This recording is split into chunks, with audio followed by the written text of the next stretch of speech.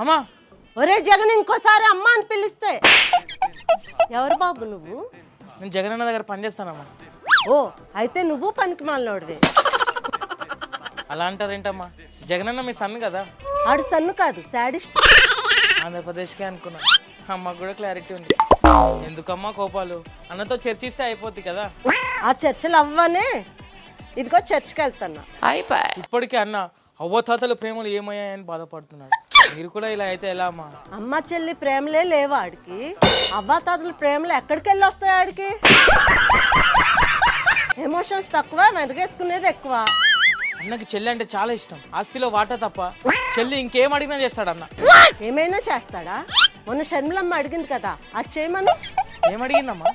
అసెంబ్లీకి పోవట్లేదు కదా, ఎమ్మెల్యేగా రాజీనామా చేయమంది, అది చేయమను.